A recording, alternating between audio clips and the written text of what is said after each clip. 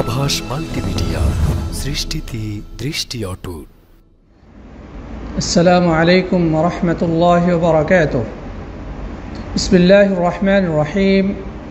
আলহামদুলিল্লাহি হামদাশ শাকিরিন ওয়াসসালাতু ওয়াসসালামু আলা সাইয়্যিদিল মুরসালিন নবিয়্যিনা মুহাম্মাদিন ওয়া আলা আলিহি ওয়া সাহবিহি ওয়া মান সারা আলা নাহজিহি ওয়া ইহতাদা বিহুদাহু ইলা ইয়াউমিদ্দিন, আম্মা বা'দ। প্রশংসা, গুণগান, হামদ এবং তারিফ সে মহান রাজাধিরাজ মহাশক্তির আধার আল্লাহ সুবহানাহু ওয়া তাআলার নিমিত্তে পেশ করছি, যিনি আমাদেরকে এই অনলাইন ভিত্তিক ইসলামী শরিয়া কোর্সের আজকের এই ফিকর ক্লাসে উপস্থিত হওয়ার তৌফিক দান করেছেন। এই জন্য আমরা মহান রব্বুল আলামিনের শাহী দরবারে হৃদয়ের গহীন থেকে সকলেই কৃতজ্ঞতা আদায় করি, সকলেই পড়ি আলহামদুলিল্লাহ। অতঃপর সালাত সালাম ও অবারিত শান্তির ধারা বর্ষিত হোক প্রাণপ্রিয় নবী, সর্বশেষ এবং সর্বশ্রেষ্ঠ নবী খাতামুল আম্বিয়া নবী মুহাম্মদ রাসূলুল্লাহ সাল্লাল্লাহু আলাইহি ওয়াসাল্লামের প্রতি। আসুন আমরা প্রাণপ্রিয় নবীর প্রতি হৃদয়ের সবটুকু ভালোবাসা উজাড় করে সালাত ও সালাম পেশ করি, সকলেই পড়ি সাল্লাল্লাহু আলাইহি ওয়াসাল্লাম। মোহতারাম ও মুআজ্জাজ প্রাণপ্রিয় দর্শক শ্রোতা, দিনী ভাই এবং বোনেরা, আশা করি আল্লাহ তাআলা আপনাদের সবাইকে ভালো রেখেছেন, সুস্থ রেখেছেন, নিরাপদে রেখেছেন। দোয়া করি আল্লাহ তাআলা যেন আমাদের সবাইকে সবসময় কল্যাণের উপরে প্রতিষ্ঠিত রাখেন, তাকওয়া এবং ঈমান সমৃদ্ধ জীবন যাপনের তৌফিক দান করেন, আল্লাহুম্মা আমিন। প্রিয় উপস্থিতি, সাথী বন্ধুগণ, আমরা আমাদের ফিকর ধারাবাহিক ক্লাস করছি। এখনকার আলোচ্য বিষয় যেটা চলছে সেটি হচ্ছে মহিলাদের সাথে সম্পৃক্ত হায়েজ, ইস্তেহাদা, নেফাস ইত্যাদি প্রসঙ্গে। মহিলাদের ঋতুস্রাব, তারপরে প্রদর বা রক্তপ্রদর যেটাকে বলে ব্লিডিং, তারপরে বাচ্চা প্রসবোত্তর নারীদের যে স্রাব নির্গত হয় সে বিষয় নিয়ে আমরা ধারাবাহিকভাবে কয়েকদিন থেকে আলোচনা করেছি বা ইনশাআল্লাহ আজকেও করব।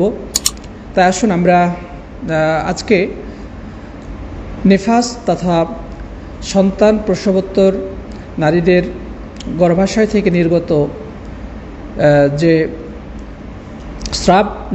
স্রাব আসে সে সম্পর্কে ইনশাআল্লাহ আমরা আলোচনা করব। তো গত ক্লাসে আমরা মহিলাদের ইস্তিহাজা বা রক্তপ্রদর বা ব্লিডিং সম্পর্কে আলোচনা করেছিলাম। আজকে ইনশাআল্লাহ সেটা সামান্য একটু প্রিভিউ করে তারপরে আমরা নতুন আলোচনা শুরু করব আল্লাহ চাহে তো।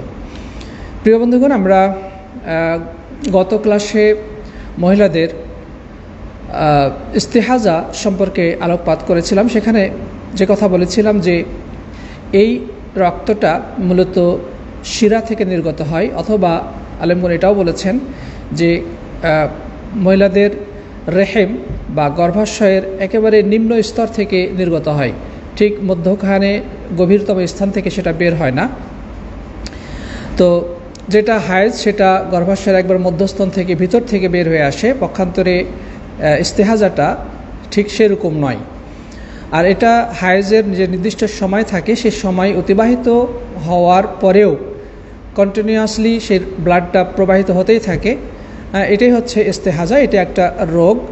সুতরাং ইসলামের বিধিবিধান হায়েজের যেমন হুকুম আহকাম বা বিধিবিধান রয়েছে, ইস্তেহাজার ক্ষেত্রে ঠিক তেমন নয়, এর মধ্যে ভিন্নতা রয়েছে। আমরা গত ক্লাসে বিষয় বিস্তারিত আলোচনা করেছিলাম। তো সাথী বন্ধুগণ, আমরা বলেছিলাম যে সমস্ত মহিলাদের ইস্তেহাজা হয়ে থাকে তার তিনটি ধরন রয়েছে, বা এক্ষেত্রে মহিলাদের অবস্থা তিন ধরনের হয়ে থাকে। প্রথমত, যদি একজন নারীর পূর্ব থেকেই তার হায়েজের নির্দিষ্ট মেয়াদ সম্পর্কে জানা থাকে, যে প্রতি মাসেই তার 5 দিন অথবা 7 দিন বা 10 দিন, অথবা কম হোক বা বেশি হোক, যদি তার সেটা নির্দিষ্ট থাকে, তাহলে সেই ক্ষেত্রে ওই নির্দিষ্ট দিনগুলোকে হায়েজ হিসেবে গণ্য করে এর পরের যে অতিরিক্ত ব্লিডিংয়ের যে পিরিয়ডটা বা সময়টা, এটিকে ইস্তেহাজা হিসেবে গণ্য করবে। এই অবস্থায় হায়েজের দিন অতিবাহিত হলে তার জন্য করণীয় হচ্ছে গোসল করত পাক পবিত্রতা অর্জন করবে এবং এর বাকি দিনগুলোতে সালাত সিয়াম শুরু করবে। এবং হ্যাঁ, এই ক্ষেত্রে যেন রক্তের মানে প্রবাহটা চতুর্দিকে ছড়িয়ে ছিটিয়ে না পড়ে বা পা বেয়ে নিচে নামাজের স্থান নষ্ট না হয়, এই জন্যে সেই লজ্জাস্থানে তুলা অথবা প্যাড বা টিস্যু বা কাপড় ইত্যাদি দ্বারা সেখানে বেঁধে নেবে যেন রক্তটা চতুর্দিকে ছড়িয়ে ছিটিয়ে না পড়ে। রাসূল করিম সাল্লাল্লাহু আলাইহি ওয়াসাল্লাম এমনটাই নির্দেশনা দিয়েছেন। আচ্ছা, দ্বিতীয়ত যেটা আমরা আলোচনা করেছিলাম যে মহিলাদের আরেকটি অবস্থা হয়ে থাকে, সেটি হচ্ছে যে যদি মাসিক ঋতুস্রাবটা অনিয়মিত হয়ে থাকে, অর্থাৎ কিছু মহিলা যেমন নির্দিষ্ট মেয়াদ থাকে যে হ্যাঁ এতদিন 5 দিন 7 দিন, আর কিছু মহিলা সেটা নির্দিষ্ট থাকে না, অনেক সময় অনিয়মিত হয়ে থাকে, কোনো মাসে 5 দিন, কোনো মাসে 10 দিন, কোনো মাসে 3 দিন, কোনো মাসে 6 দিন 7 দিন, এভাবে অনিয়মিত যদি স্রাব যায়, তাহলে সেই ক্ষেত্রে যেটা করণীয় সেটা হচ্ছে যে দেখতে হবে যে তার যে স্রাবটা নির্গত হচ্ছে হায়েজের রক্ত এবং ইস্তেহাজার রক্ত, এই দুই রক্তের মাঝে পার্থক্য করা যায় কিনা। কারণ আমরা এর আগে আলোচনা করেছিলাম প্রিয় বন্ধুগণ, সেটি হচ্ছে যে হায়েজের রক্তটা হয় সাধারণত গাঢ় দুর্গন্ধযুক্ত এবং কিছুটা মানে খয়েরি রঙের, পক্ষান্তরে ইস্তেহাজার রক্তটা হয় সাধারণত পাতলা এবং দুর্গন্ধমুক্ত এবং সেটা অতটা মানে হয় না, মানে ওর কালারটা তো খয়েরি হয় না, অনেকটা রক্তিম বা তাজা রক্তের মতো মনে হয়, তবে সেটা বের হলে জমাট বেঁধে যায়। তো যাই হোক, এই রক্তের অবস্থা দেখে যদি পার্থক্য নিরূপণ করা সম্ভব হয়, তবে সেই ক্ষেত্রে যে কয়দিন হায়েজের রক্তের অনুরূপ রক্ত প্রবাহিত হবে সে কয়েকদিনকে হায়েজ হিসেবে পরিগণিত করতে হবে এবং এর পরে যে ভিন্নধর্মী রক্ত প্রবাহিত হবে সেটাকে ইস্তেহাজা বা রক্তপ্রদান হিসেবে গণ্য করবে। আর হায়েজের অবস্থায় আমরা জানি, হায়েজের অবস্থায় নামাজ রোজা ইত্যাদি করলেও আল্লাহ তাআলা মওকুফ করে দিয়েছেন এবং স্বামী স্ত্রী মিলন করা যাবে না। পক্ষান্তরে ইস্তেহাজা অবস্থায় তেমনটি নয়। ইস্তেহাজায় করণীয় হচ্ছে তাকে অবশ্যই যথারীতি প্রত্যেক ওয়াক্তের জন্যে আলাদা আলাদা উজু করে সালাত আদায় করতে হবে। একই অজু দ্বারা একাধিক ওয়াক্তের সালাত আদায় করা যাবে না এবং স্বামী স্ত্রী মিলন করতেও কোনো বাধা নেই। তবে এই জন্য অবশ্যই ভালো ডাক্তারের পরামর্শ করা উচিত। এমন কোনো কিছু করা উচিত না যেটা একজন নারীর শরীরের জন্য ক্ষতির কারণ হয়ে যেতে পারে অথবা তাদের উভয়ের জন্য কোনো একটা সমস্যার সৃষ্টি করতে পারে। সাথী বন্ধুগণ, তাহলে আমরা দ্বিতীয় অবস্থাটা জানতে পেরেছি যে যদি অনিয়মিত হয় তবে রক্তের ধরন দেখে তা পার্থক্য নিরূপণ করে হায়েজের রক্ত যে কয়দিন থাকবে সে কয়দিনকে হায়েজ হিসেবে ধরতে হবে এবং ইস্তেহাজার রক্ত যেটা সাধারণত হায়েজ রক্ত থেকে ভিন্ন হয় সেই বাকি সময়টুকুকে মানে অসুস্থতা অথবা যেটাকে বলা হয় রক্তপ্রদর বা ইস্তেহাজা হিসেবে পরিগণন করে সেই হুকুম তার উপরে আরোপিত হবে।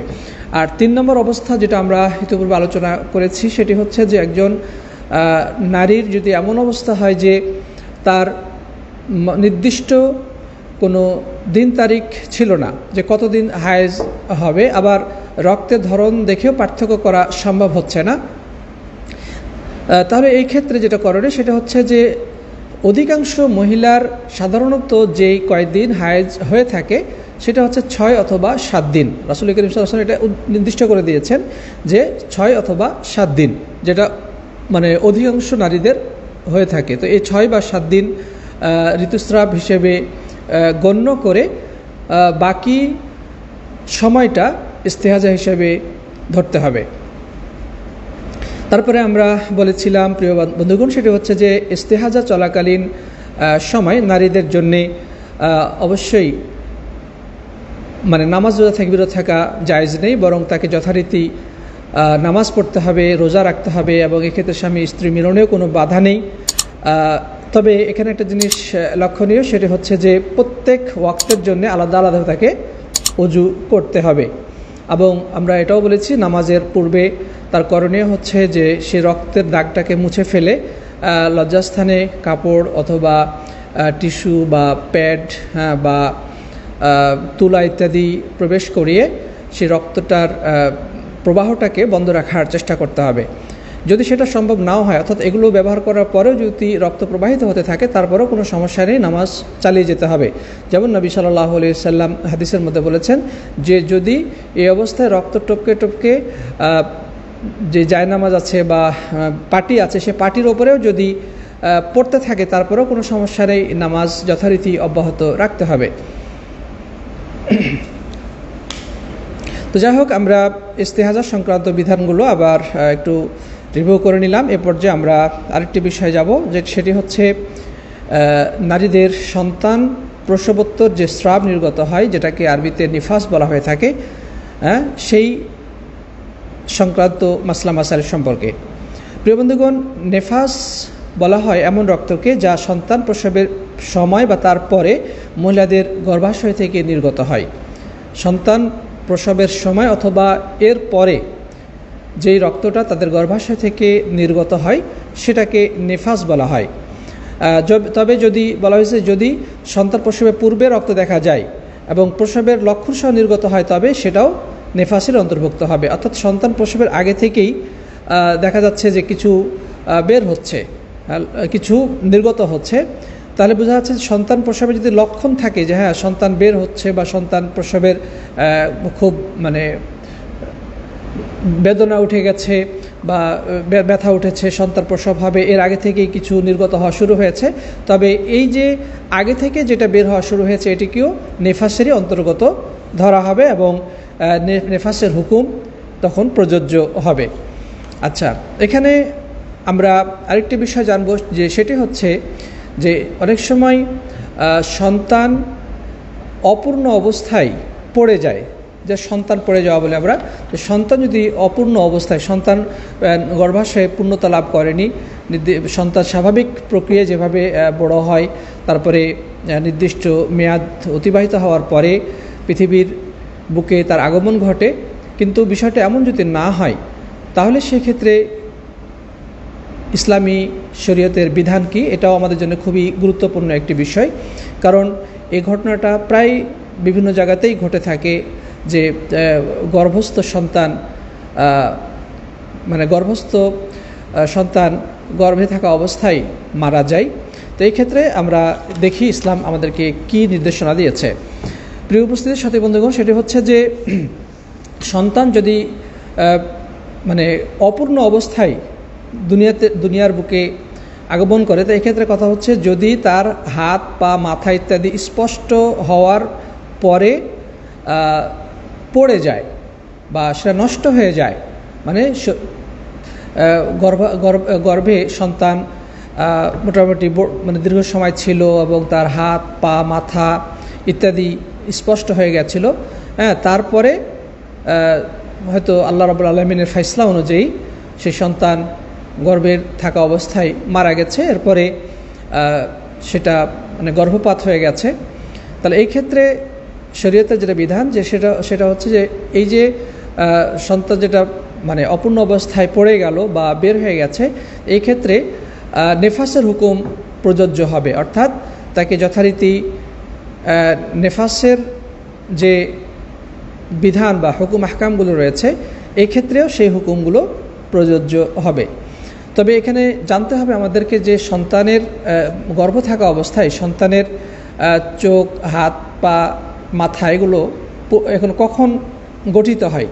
এইখানে আলেমগণ যেটি বলেছেন সেটি হচ্ছে হাদিসের আলোকে তারা বলেছেন যে এর সর্বনিম্ন সময় হচ্ছে 81 দিন এবং ঊর্ধ্ব সময় হলো 90 দিন। অর্থাৎ 40 দিন পর্যন্ত মাতৃগর্ভে বীর্য অবস্থাতেই থাকে, এর মধ্যে কোনো পরিবর্তন ঘটে না। এরপরে যখন 41 দিন থেকে শুরু হয় বা দ্বিতীয় 40-এ যখন সেটা জমাট বাঁধা রক্তে পরিণত হয়, তারপরে পরের 40-এ অর্থাৎ 240 80 দিন পার হয়ে গেল, 81 দিন থেকে শুরু করে 90 দিন বা 90 দিন, এই মোটামুটি 10 দিনের মধ্যেই সন্তানের হাত, পা, মাথা ইত্যাদি অবয়বগুলো স্পষ্ট হতে শুরু করে।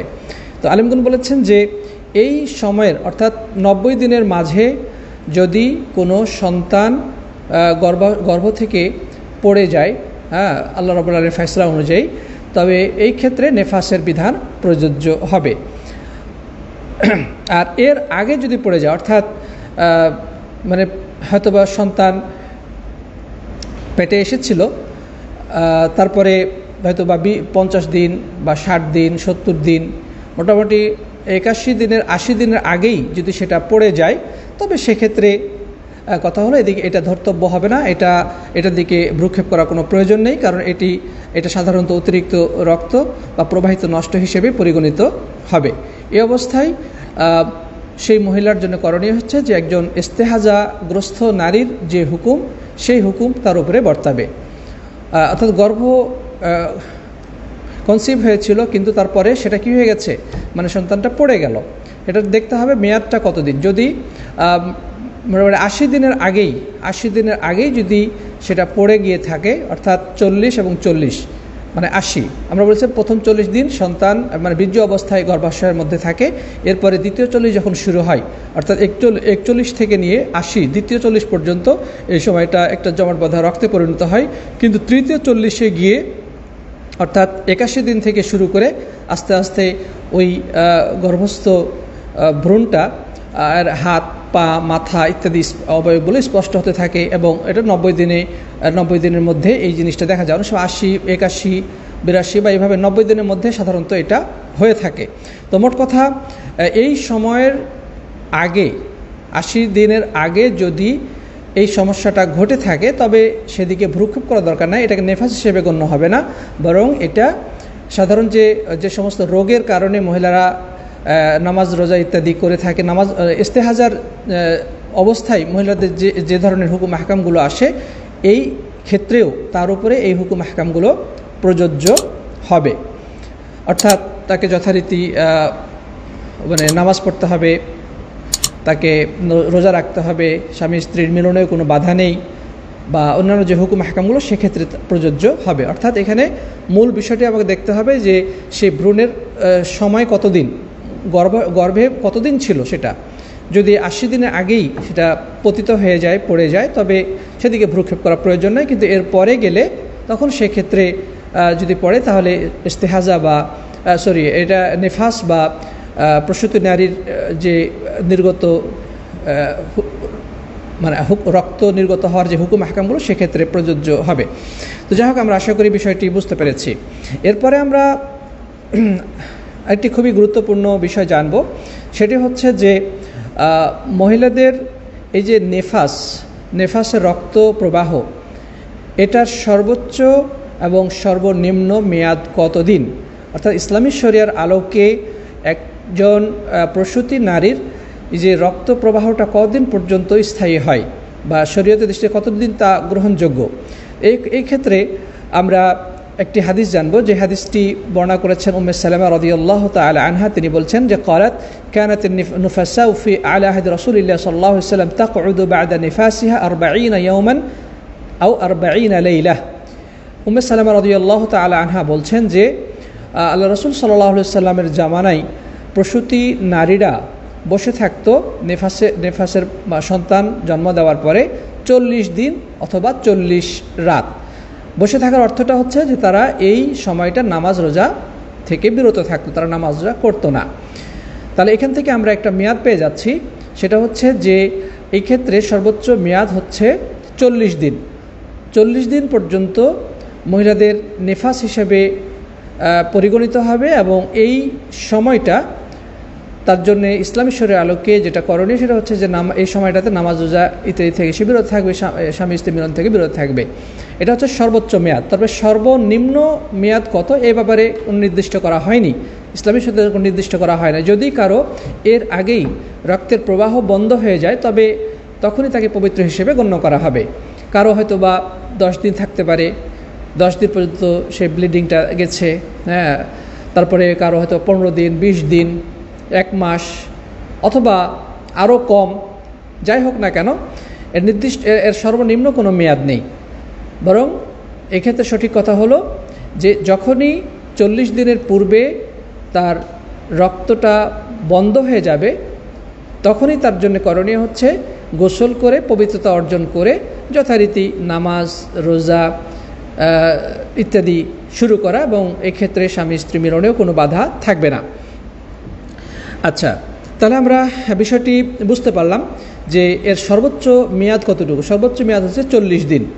আর সর্বনিম্ন মেয়াদ কতটুকু? সর্বনিম্ন মেয়াদ নির্ধারিত নেই, বরং এর আগে যখনই পবিত্রতা অর্জিত হবে, যখনই তার রক্তটা বন্ধ হয়ে যাবে, তখনই তাকে পবিত্র হিসেবে ধরা হবে। এই জন্য এক্ষেত্রে তার জন্য করণীয় হচ্ছে যখনই বন্ধ হবে তখনই গোসল করে পাক পবিত্রতা অর্জন করে যথারীতি সালাত, সিয়াম ইত্যাদি আদায় করবে।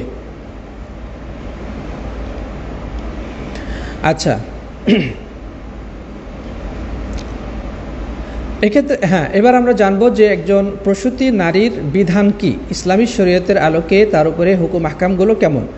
তো এই ব্যাপারে যেটা আলেমগণ যেটি বলেছেন যে হায়েজের যে সমস্ত হুকুম আহকাম, অর্থাৎ একজন ঋতুবতী নারীর উপরে যে সমস্ত শরীয়তের হুকুম আহকামগুলো বর্তায়, প্রসূতি নারীর উপরেও ওই সমস্ত হুকুম আহকামগুলো বর্তাবে। সাধারণত একই বিধান, এর মধ্যে কোনো ডিফারেন্স নেই। অর্থাৎ হায়েজ অবস্থায় একজন নারীর জন্য যে সমস্ত বিষয় হারাম ছিল, নেফাস অবস্থাতেও ওই সমস্ত বিষয়গুলো হারাম থাকবে। ইবনে কুদামা রাহিমাহুল্লাহ বলছেন যে লা না'লামু ফি হাযা খিলাফান, এই ব্যাপারে কোনো আলেম দ্বিমত করেছেন বলে আমাদের জানা নেই। ওয়াকাল শারবিনী বিল ইজমা, আর শারবিনী রাহিমাহুল্লাহ বলেছেন এটা ইজমা দ্বারা প্রতিষ্ঠিত হয়েছে, অর্থাৎ সর্বসম্মতিক্রমে আলেমদের দ্বিমতবিহীনভাবে এই কথাটি প্রমাণিত হয়েছে, প্রতিষ্ঠিত হয়েছে যে নেফাস অবস্থায় ওই সমস্ত হুকুমই প্রযোজ্য হবে যেগুলো হায়েজবতী বা ঋতুস্রাবগ্রস্ত নারীর উপরে বর্তায়। অর্থাৎ আমরা এর আগে আলোচনা করেছিলাম যে একজন ঋতুবতী নারীর জন্যে কোন কোন কাজগুলো হারাম বা তার জন্য কোন কোন কাজগুলো জায়েজ নেই, সেগুলো আমরা গত ক্লাসে, এর আগের ক্লাসে আমরা আলোচনা করেছিলাম। হায়েজের ক্ষেত্রে যারা স্বামী স্ত্রীর মিলনে লিপ্ত হওয়া যাবে না পবিত্রতা অর্জন করার পূর্ব পর্যন্ত। তারপরে মহিলাদের জন্য নামাজ রোজা বৈধ নয়, তবে যে নামাজগুলো এই সময়ে ছুটে যাবে সেগুলো পরবর্তীতে কাজা করার প্রয়োজন নেই। কিন্তু যদি রোজা ছুটে গিয়ে থাকে তবে সেই রোজাগুলো পরবর্তী সময়ে স্বাভাবিক অবস্থায় কাজা করে নিতে হবে। তারপরে মহিলাদের জন্য এই অবস্থায় সরাসরি কোরআন স্পর্শ করা যাবে না, অর্থাৎ মুসহাফ বলতে যেটা বোঝাই, লিখিত যে বাইন্ডিং করা কোরআন আমরা সাধারণত পড়ে থাকি, সেটা যদি কেউ ধরতে চায় তবে সরাসরি ধরতে পারবে না, সরাসরি স্পর্শ করতে পারবে না, বরং তার জন্য করণীয় হচ্ছে যদি প্রয়োজনে ধরতে হয় তবে হাত মোজা পরে অথবা কোনো কাপড়ের আবরণ সহকারে অথবা যে কোনো কিছু একটা প্রতিবন্ধকতা সহকারে কোরআন স্পর্শ করতে পারবে, বা কোথাও রাখার প্রয়োজন হলে, কোথাও নিয়ে যাওয়ার দরকার হলে সেটা করতে পারবে। আর কোরআন মুখস্থ পড়ার ব্যাপারে আমরা এর আগেও আলোচনা করেছিলাম যে যদি মনে মনে কোরআনের আয়াত খেয়াল করে তবে এতে কোনো আপত্তি নেই, এই ব্যাপারে কোনো আলেম দ্বিমত করেন নাই। তবে মুখে উচ্চারণ করে পড়তে পারবে কিনা এটি দ্বিমতপূর্ণ। তো এই ব্যাপারে সঠিক কথা হলো যে মতবিরোধপূর্ণ বিষয়ে সতর্কতা কাম্য।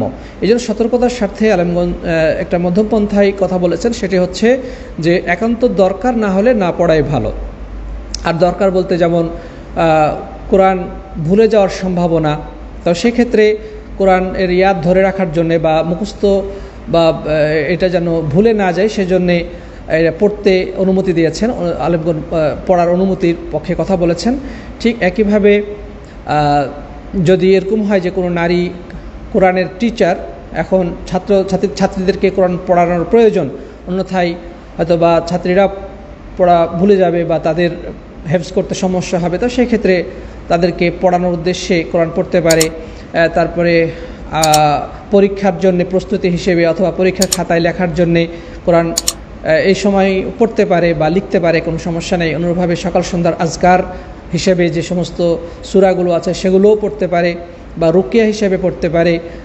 তারপরে যে কোরআনের সূরা ব্যতিরিকে কোরআনের তাফসির, তরজমা, তারপরে জিকির, আজকার, দোয়া, তাসবিহ ইত্যাদি যে কোনো ধরনের বিষয় তা সে করতে পারে।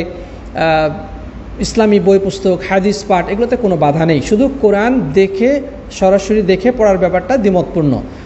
যদিও একদল আলেমের মতে এই অবস্থায় দেখেও পড়া যাবে, নর্মালভাবে নফল ইবাদত হিসেবে পড়া যাবে।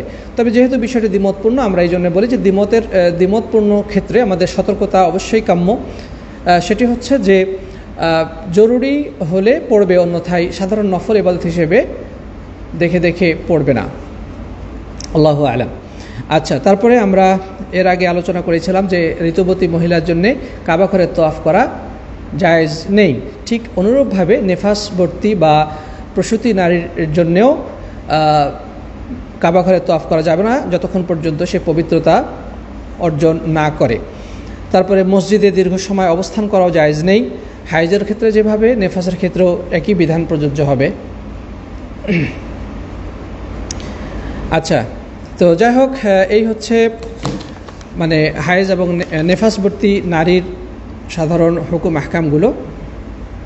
তারপরে স্বামী স্ত্রী মিলনের ব্যাপারটা আমরা যেটা বলেছিলাম, স্বামী স্ত্রী মিলন করা জায়েজ হবে না এই সময়। তবে স্বামী স্ত্রী মিলন ছাড়া, অর্থাৎ সহবাস ছাড়া অন্যান্য বিনোদনমূলক বিষয় বা স্পর্শ, চুম্বন বা পাশাপাশি অবস্থান করা, থাকা, শয়ন করা কোনো আপত্তি নেই।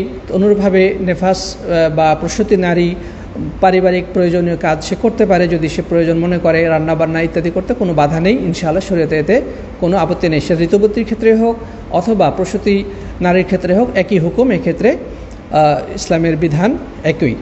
এক্ষেত্রে হিন্দু বা বিভিন্ন অন্যান্য যে সমস্ত বাতিল ধর্ম রয়েছে সেগুলোর মধ্যে নারীদেরকে এই সময় তার অশুচি, অপবিত্র এবং তাদের সাথে উঠা বসা করা যাবে না, তাদেরকে রান্নাঘরে ঢুকতে দেওয়া যাবে না ইত্যাদি অনেক ধরনের বিষয় তারা সামনে নিয়ে আসে, যেগুলো ইসলামী শরীয়ত কখনোই অনুমোদন দেয় না।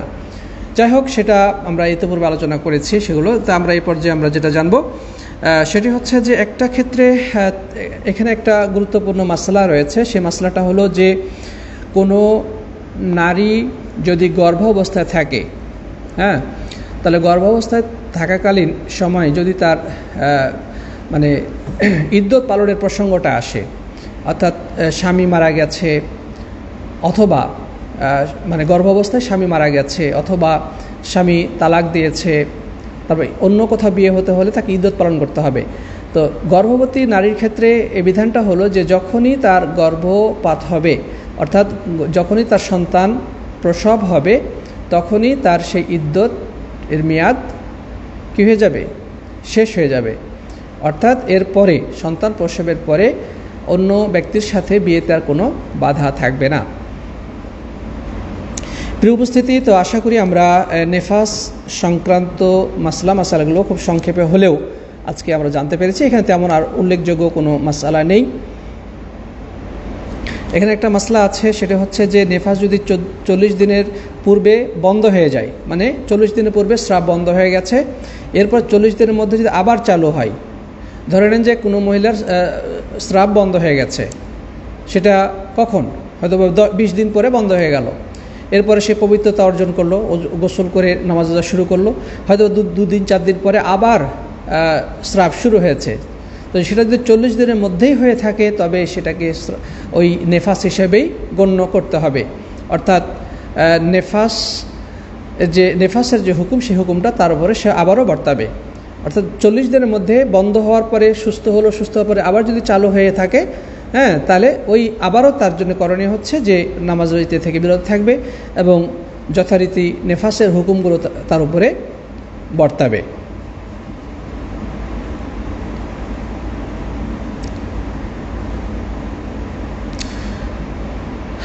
সাথী বন্ধুগণ, আমরা মনে হয় নেফাস সংক্রান্ত মাসাইলগুলো মোটামুটিভাবে আলোচনা করে ফেলেছি।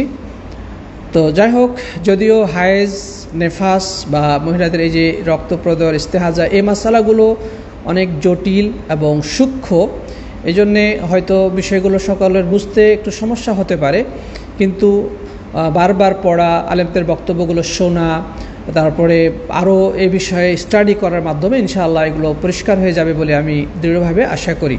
সুতরাং অনেকে আছেন আবার ওই যে গত ক্লাসে একজন বলেছিলেন যে আমি এই ক্লাসে থাকতে পারতেছি না কারণ আমি অবিবাহিত। সেজন্য বিবাহিত অবিবাহিত যাই হোক না কেন, লজ্জাশীলতা যেন মানুষকে দিনে এলেম থেকে বাধা না দেয়, এই বিষয়টা আমাদের সর্বোচ্চ সতর্ক হতে হবে। আজকে যারা অবিবাহিত আছে হয়তো কালকে বিবাহ হবে, তখন সেই হুকুম আহকামগুলো কোথায় পাবে? এই জন্যে সবার জন্যেই এই মাসালাগুলো সম্পর্কে জ্ঞান অর্জন করা জরুরি। অধিকাংশ নারীরাই এই সমস্ত হুকুম আহকামগুলো সম্পর্কে অজ্ঞ থাকার কারণে আল্লাহর দিনকে নিয়ে তারা তামাশা করে, কত ধরনের কুসংস্কারে তারা জর্জরিত, কত ধরনের মূর্খতাসুলভ কার্যক্রম তারা করে থাকে, যেগুলো ইসলামে কোনো অনুমোদন নেই বা যেগুলো আসলে মূলত হারাম। সুতরাং আমাদের সকলের জন্যে এই সংক্রান্ত মাসালাগুলো আরেকটু ভালোভাবে জানার চেষ্টা করতে হবে। আলেমদের এই বিষয়ে লিখিত বই পুস্তকগুলো পড়তে হবে। আল্লামা উসাইমিন রাহিমাহুল্লাহর একটা চমৎকার বই রয়েছে এই বিষয়ে, সেটি হচ্ছে যে এটা সম্ভবত আমার মনে হয় বাংলা ভাষাতে অনুবাদ হয়েছে সম্ভবত। সেটা হচ্ছে মহিলাদের মানে প্রাকৃতিক রক্ত বা এরকম একটা এই জাতীয় একটা বই আছে, বা আপনি যদি হয়তো গুগল সার্চ করে দেখতে পারেন, আমি ঠিক জানি না, যে আল্লামা উসাইমিন রাহিমাহুল্লাহর হায়েজ নেফাস সংক্রান্ত একটা চমৎকার বই রয়েছে।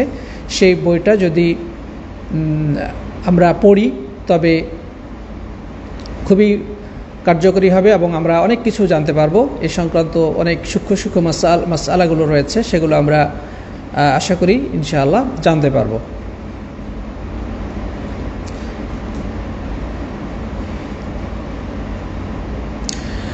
সাথী বন্ধুগণ, আমরা তাহলে এ পর্যায়ে আর কথা লম্বা না করে লাইভ থেকে বিদায় নিতে চাই। ইনশাআল্লাহ আগামী শনিবারে আপনাদের যথারীতি সাপ্তাহিক পরীক্ষা অনুষ্ঠিত হবে এবং রবিবারে আমরা সালাত সংক্রান্ত আলোচনা শুরু করব ইনশাআল্লাহ। তো আল্লাহ তাআলা সে পর্যন্ত সবাইকে সুস্থ রাখুন, ভালো রাখুন এবং ঈমানের প্রতিষ্ঠিত রাখুন। আমরা জ্ঞান অর্জনে সর্বদাই সচেষ্ট থাকি, সর্বদাই লেগে থাকি। আল্লাহ তাআলা সবাইকে সেই তৌফিক দান করুন, আল্লাহুম্মা আমিন। একজন লিখেছেন যে সন্তান প্রসবের পর যদি 7 দিনের মধ্যেই ব্লিডিং বন্ধ হয়ে যায় তবে নেফাসের সময় কতদিন হবে? হ্যাঁ, আমরা বলেছি যে এর সর্বনিম্ন সময় নির্ধারিত নয়। সুতরাং যদি 7 দিনের মধ্যেই তার রক্তটা বন্ধ হয়ে গিয়ে থাকে তবে তার জন্য করণীয় হচ্ছে গোসল করে পাকপবিত্র অর্জন করে যথারীতি নামাজ শুরু করা, অর্থাৎ সেটা 1 দিন 2 দিন 5 দিন 7 দিন যাই হোক না কেন, যেহেতু এর সর্বনিম্ন মেয়াদ নির্ধারিত নাই। সুতরাং 7 দিনের মধ্যেই যদি তার রক্তটা বন্ধ হয়ে গিয়ে থাকে তবে তাকে পবিত্র হিসেবে গণ্য করা হবে।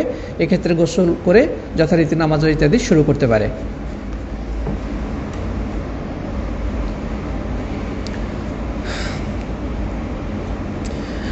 জাযাকুমুল্লাহ খায়রান। যারা এতক্ষণ আলোচনায় অংশগ্রহণ করেছেন বা আমাদের লাইভটিকে শেয়ার করেছেন বা বন্ধুদেরকে ইনভাইট করেছেন, সবাইকে অনেক অনেক ধন্যবাদ এবং কৃতজ্ঞতা জানিয়ে আজকের আলোচনা থেকে আমরা বিদায় নিচ্ছি। ইনশাআল্লাহ দেখা হবে পরবর্তী ক্লাসে। জাযাকুমুল্লাহ খায়রান। হাদা ওয়া সাল্লাল্লাহু আলা নবিয়িনা মুহাম্মদ ওয়া আলা আলিহি ওয়া সাহবিহি আজমাইন। আসসালামু আলাইকুম ওয়া রাহমাতুল্লাহি ওয়া বারাকাতুহু।